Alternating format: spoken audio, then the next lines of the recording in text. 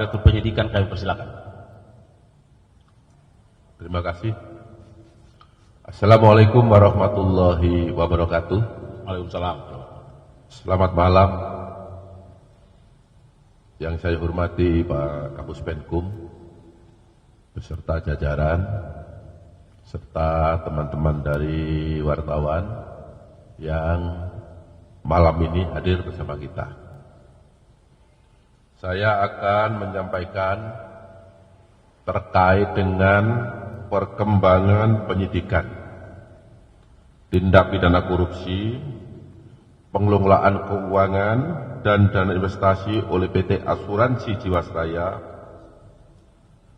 pada beberapa perusahaan periode tahun 2008 sampai dengan tahun 2018.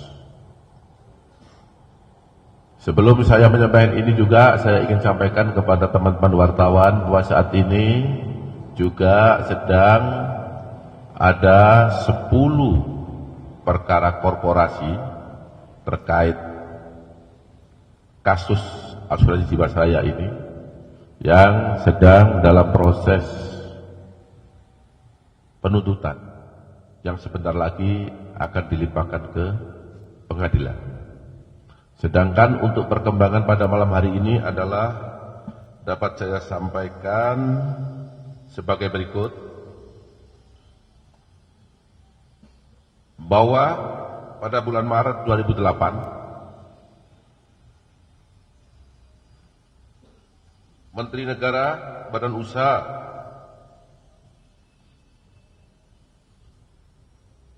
milik negara atau BUMN menyatakan bahwa PT Asuransi Jiwasraya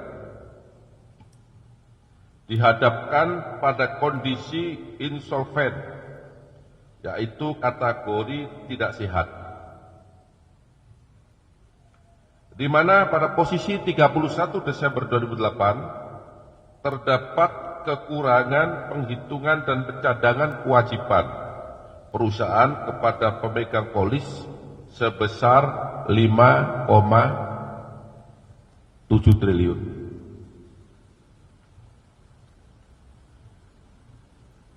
Selanjutnya,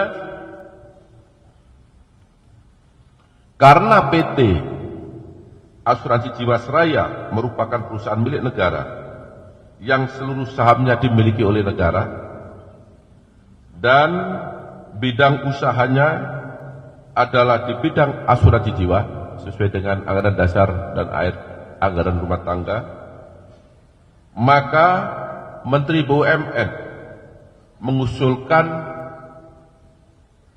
supaya penyehatan perusahaan tersebut kepada Menteri Keuangan dengan menambah modal sebesar 6 triliun rupiah dalam bentuk zero coupon bond dan kas untuk mencapai tingkat solvabilitas atau rasio keuangan yang mengukur kemampuan perusahaan untuk membayar kewajibannya. Minimum atau RBC, metode perhitungan untuk mengetahui kesehatan keuangan perusahaan asuransi yang merupakan ukuran untuk memastikan perusahaan asuransi mampu memenuhi kewajibannya sebesar 120%. Namun, usulan tersebut tidak disetujui karena tingkat RBC PT AJS sudah mencapai 580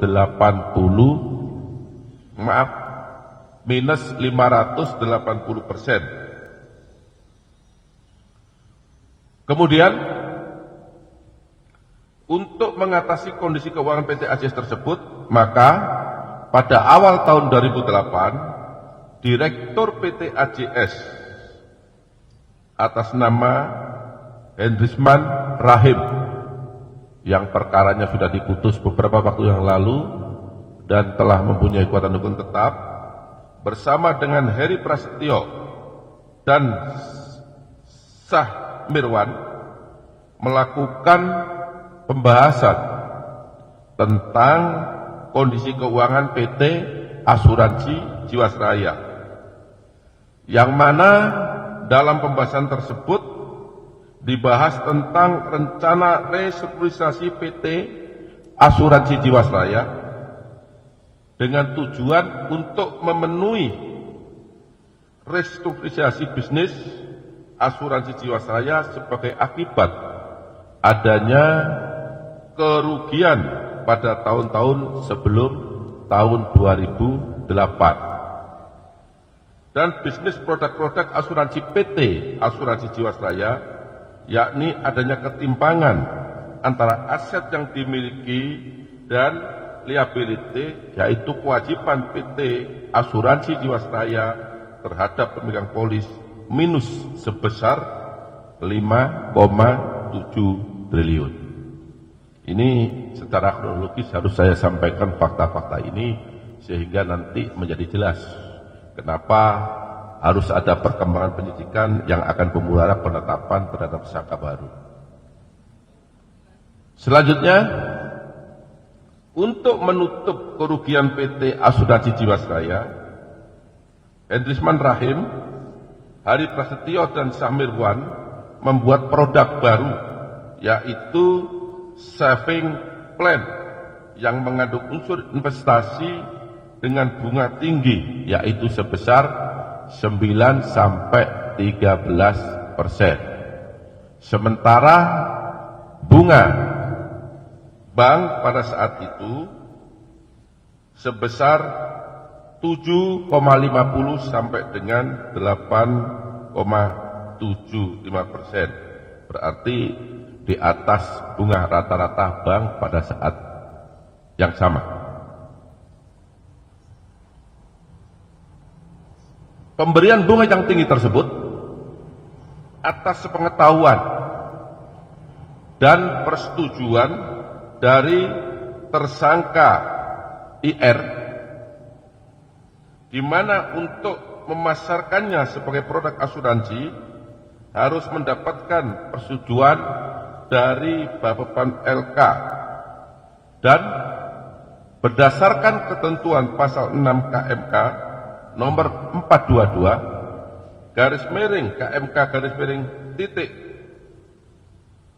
06 garis miring 2003 tanggal 30 September 2003 tentang penyelenggaraan usaha perusahaan asuransi dan perusahaan reasuransi, yaitu pada pokoknya perusahaan perasuransian tidak boleh dalam keadaan insolvensi atau kondisi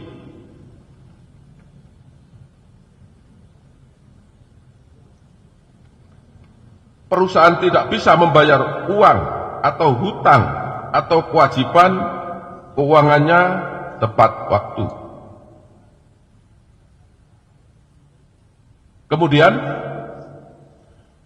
melalui beberapa pertemuan, jadi pertemuan tidak hanya sekali, tapi beberapa kali pertemuan antara Bapak LK dengan PT Asuransi Jiwasraya yang saat itu dihadiri oleh Hendrisman Rahim, kemudian dihadiri oleh Hari Prasetyo, dihadiri oleh Sah Mirwan, dan dihadiri oleh tersangka IR yang saat itu masih menjabat sebagai Kepala Biro Perasuransian Bapepam LK, yang membahas tentang pemasaran produk saving plan.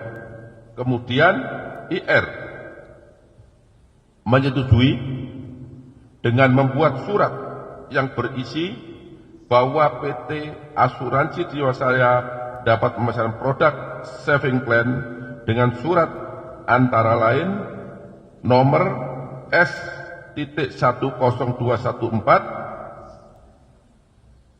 garis miring BL garis miring 2009 tanggal 23 November 2009 dan surat nomor S.1684/MK.10/29 tanggal 23 November 2009. Padahal pada saat itu tersangka tahu bahwa kondisi real PT Asuransi Jiwasraya saat itu dalam keadaan insolvensi.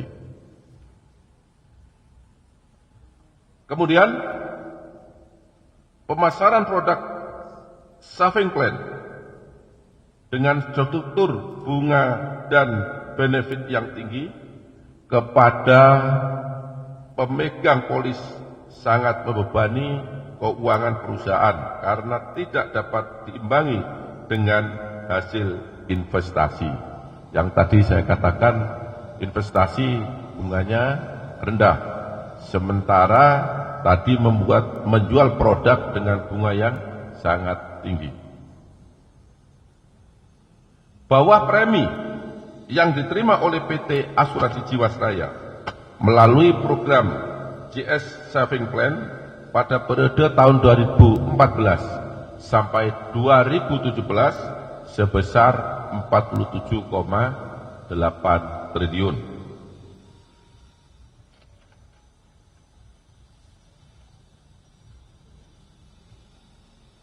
Selanjutnya, saya sampaikan bahwa dana yang diperoleh oleh PT AJS yang diantaranya melalui program Saving Plan tersebut dikelola oleh PT Asuransi Jiwasraya dengan cara ditempatkan dalam bentuk investasi saham dan reksadana yang dalam pelaksanaannya investasi yang dilakukan tidak didasari prinsip good corporate government dan manajemen risiko investasi, di mana dari penelusuran transaksi investasi saham dan reksadana tersebut diketahui terdapat transaksi yang tidak wajar terhadap beberapa saham, antara lain IIKP, SMRU, TRAM, dan sebagainya, serta beberapa saham lainnya yang dilakukan baik secara langsung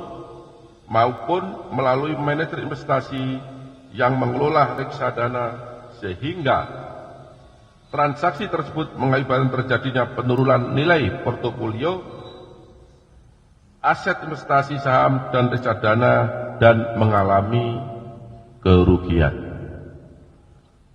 Terhadap beberapa fakta tersebut, pada malam hari ini tim penyidik telah menemukan bukti yang cukup adanya perbuatan pidana yang dilakukan oleh IR yang saat itu menjabat sebagai Kepala Biro Perasuransian pada Bapepam LI Bapepam LK periode 2006 sampai dengan 2012. Penetapan tersebut berdasarkan surat nomor TAP /11 /F.2 /F.2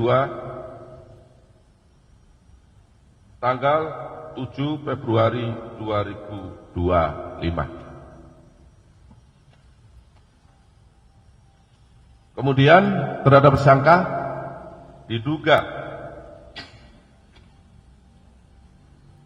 melanggar pasal 2 ayat 1 atau pasal 2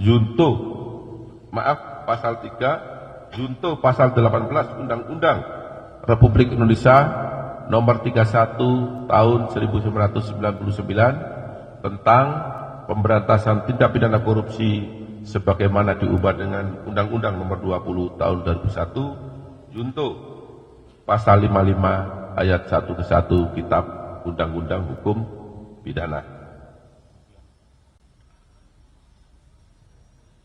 Perbuatan sebagaimana tersebut di atas berdasarkan laporan hasil pemeriksaan investigasi dalam rangka penghitungan kerugian negara atas pengelolaan keuangan dan dana investasi pada PT Asuransi Jiwasraya periode 2008 sampai dengan 2018 sejumlah 16 triliun 807 miliar 283 juta 375 ribu rupiah. Terhadap tersangka pada malam hari ini dilakukan penahanan selama 20 hari ke depan